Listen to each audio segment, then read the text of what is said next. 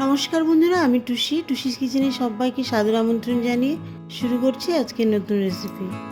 এখন তো বাজারে প্রচুর টাটকা ইলিশ মাছ পাওয়া যাচ্ছে, আর এই গরমে টাটকা ইলিশ মাছ দিয়ে আমি আলু বেগুন দিয়ে ইলিশ মাছের ঝোল রেসিপি আপনাদের সাথে শেয়ার করব। ভিডিওটি পুরোটা দেখার পরে ভালো লাগলে অবশ্যই আমার চ্যানেলটিকে লাইক, কমেন্ট ও সাবস্ক্রাইব করে আমার পাশে থাকবেন।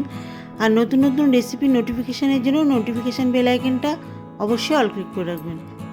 আসুন তাহলে ভিডিওটি দেখে নিই। আমি এখানে 6 পিস ইলিশ মাছ নিয়েছি। ইলিশ মাছগুলোকে প্রথমে লবণ হলুদ দিয়ে ভালো করে মেখে নিয়েছি। মাছের মধ্যে প্রথমে হাফ চা চামচ পরিমাণ হলুদ আর লবণ দিয়ে মাছগুলি ভালো করে মাখিয়ে নিয়েছি।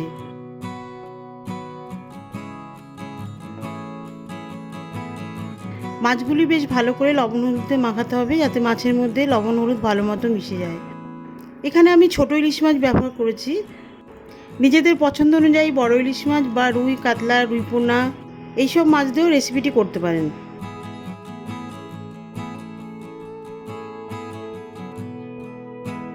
এবারে এই রেসিপির জন্য দুটো মাঝারি সাইজের বেগুন ডুমো ডুমো করে কেটে নিয়েছি, আর একটা আলু লম্বা লম্বা করে কেটে নিয়েছি। এরপর মাছের ঝোলের জন্য একটি বাটিতে 1 চামচ গোটা জিরে আর 1 চামচ গোটা ধনে সামান্য জল মিশিয়ে ভেজে রাখবো। জলের মধ্যে এই মশলাগুলি 5 মিনিট ভিজিয়ে রাখবো। মশলাগুলি ভিজিয়ে রাখলে মশলাগুলি বেশ নরম হয়ে যাবে, এতে বাটতেও সুবিধা হবে। এবারে একটি ননস্টিক কড়াইয়ে 120 গ্রাম মতন সর্ষের তেল দিয়ে দিচ্ছি। সর্ষের তেলে এই রান্নাটা করলে মাছের ঝোল খেতে খুব স্বাদ হবে। তেল গরম হয়ে গেলে মাছগুলিকে হালকা করে ভেজে নেব। কড়াইয়ে একসাথে সবগুলি মাছ ধরবে না, তাই আমি দুইবারে মাছগুলো ভেজে নিয়েছি।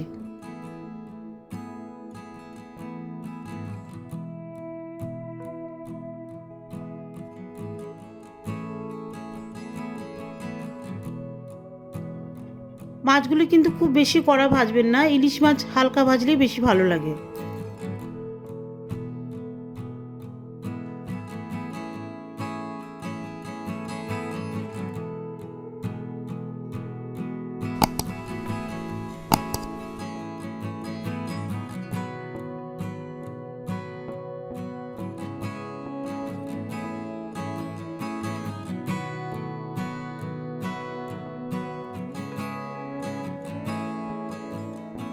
সব মাছগুলি ভেজে তুলে না হলে ওই তেলেই ভাজার জন্য আলু দিয়ে দেব।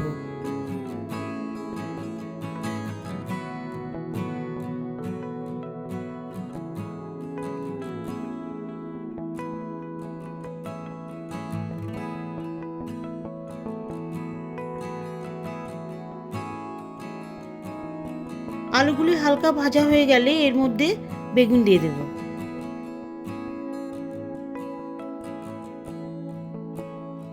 এর সঙ্গে দিয়ে দেব হাফ চা চামচ মতন লবণ আর খুব সামান্য পরিমাণ হলুদ।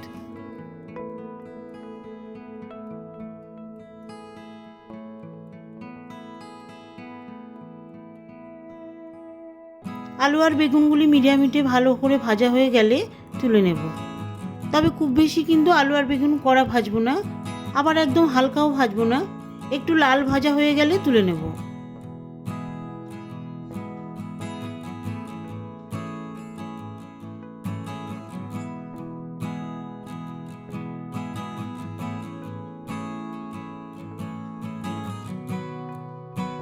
আলু বেগুনগুলি তুলে নেওয়ার পরে ওই তেলেই 1 চা চামচ মতন কালো জিরে ফোড়ন দিয়ে দেবো। আলু বেগুন দিয়ে রান্না করতে গেলে অবশ্যই কালো জিরে ফোড়ন দেবেন।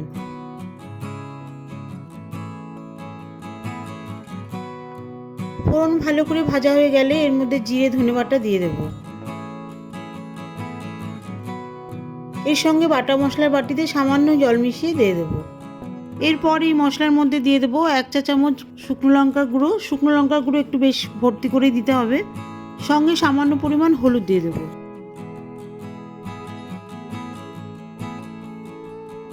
এবারে সমস্ত মশলাগুলি ভালো করে কষিয়ে নিতে হবে।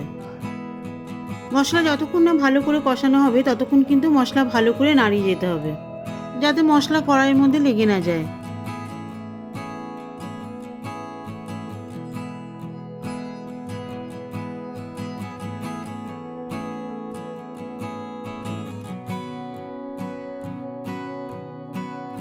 মশলা ভালো করে কষানো হয়ে গেলে ভাজা আলুগুলো মশলার মধ্যে দিয়ে দেব। ভাজা আলুগুলি মশলার মধ্যে দিয়ে দেওয়ার পরে আলু আর মশলা আরও 2-3 মিনিট ধরে কষিয়ে নেব।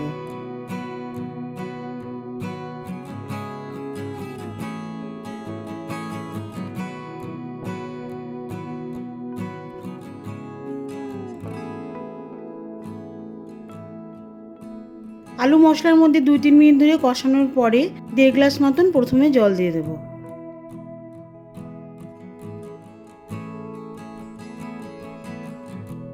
যেহেতু ইলিশ মাছের ঝোল হবে তাই জলের পরিমাণটা একটু বেশি দিয়ে দেব।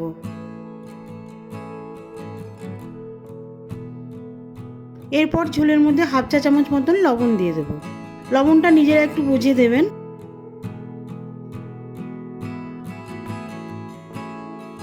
এবারে ঝোল ফোটার জন্য আর আলু সেদ্ধ হওয়ার জন্য ঢাকা দিয়ে দেব। ঝোলটা ফোটার জন্য ঢাকা দিয়ে দিয়েছি। এরই মাঝখানে অন্য একটি গ্যাসে একটি ফ্রাইং প্যানে 1/2 চা চামচ পাঁচফোড়ন দিয়ে দেব। এই পাঁচফোড়নগুলিকে শুকনো ভেজে নেব।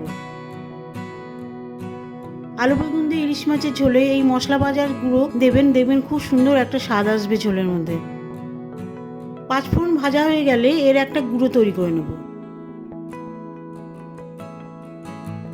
ঢাকনা 5 মিনিট পরে তুলে নিচ্ছি। ঝোল কিন্তু এবারে পুরোপুরি ফুটে এসেছে।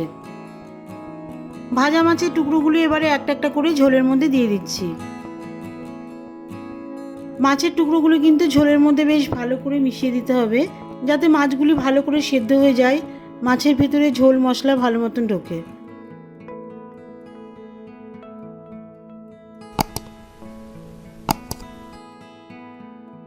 মাছ ভাজাগুলি ঝোলের মধ্যে ভালো করে মিশিয়ে দেওয়ার পরে ভাজা বেগুনগুলি দিয়ে দেব।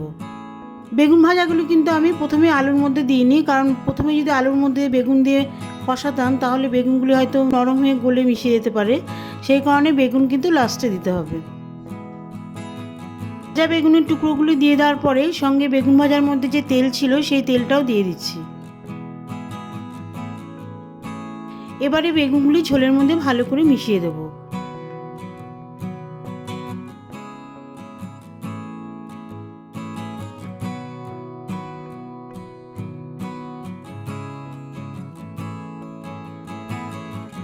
বেগুন ভাজাগুলি ঝোলের মধ্যে ভালো করে মিশিয়ে দেওয়ার পরে 7-8টা কাঁচা লঙ্কা চেরা দিয়ে দেব।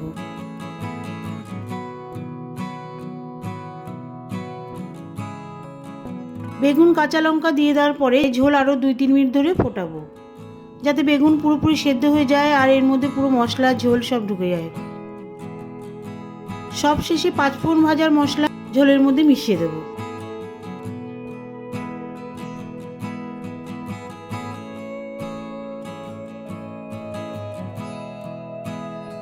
ভাজা মশলা ঝোলের মধ্যে ভালো করে মিশিয়ে দেওয়ার পরে ঢাকা দিয়ে গ্যাস অফ করে দেব। ভাজা মশলা দিয়ে দেওয়ার পরে ঢাকা দিয়ে দিচ্ছি এই কারণেই, যাতে মশলার যে সুন্দর ফ্লেভার আছে সেটা ঝোলের মধ্যে পুরোপুরি মিশে যায়। আলু বেগুন দিয়ে ইলিশ মাছের ঝোল পুরোপুরি কমপ্লিট। এবার আমি সার্ভ করব। এই হালকা পাতলা মাছের ঝোল গরম ভাতের সাথে খান, দারুণ লাগবে। তাহলে বন্ধুরা, আমার রেসিপিটি ভালো লাগলে অবশ্যই আমার চ্যানেলটিকে লাইক, কমেন্ট ও সাবস্ক্রাইব করে আমার পাশে থাকবেন, আর অবশ্যই শেয়ার করবেন, শেয়ার করতে ভুলবেন না। ভালো থাকবেন, সুস্থ থাকবেন। দেখা হবে পরবর্তী ভিডিওতে নতুন কোনো রেসিপি নিয়ে।